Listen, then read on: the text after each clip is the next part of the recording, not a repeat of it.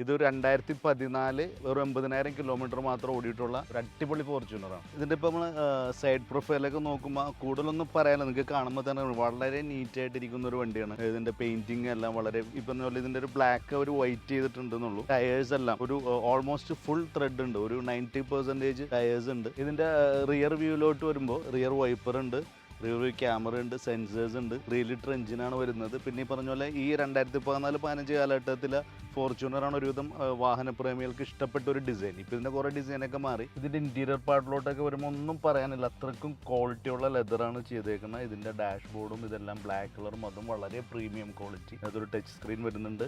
പിന്നെ ഈ ഫോർച്യൂണർ മാനുവലാണ് വരുന്നത്. പൊതുവേ ആൾക്കാർ ഒരു പ്രീമിയം അപ്ഗ്രേഡിന് വരുന്ന സമയത്ത് ഫോർച്യൂണറാണ് കൂടുതൽ പ്രിഫർ ചെയ്യുന്നത്. അപ്പോൾ അതിൻ്റെ അകത്ത് തന്നെ നിങ്ങൾക്ക് വളരെ ജെനുവിനായിട്ട് നമുക്ക് ഗ്യാരണ്ടി ഇട്ട് തരാവുന്ന വളരെ നീറ്റായിട്ടുള്ളൊരു വണ്ടിയാണ്. അപ്പോൾ നമ്മുടെ ഈ 2014 ഫോർച്യൂണർ മാനുവൽ വണ്ടി ഇത് അതർ സ്റ്റേറ്റ് മൈഗ്രേറ്റ്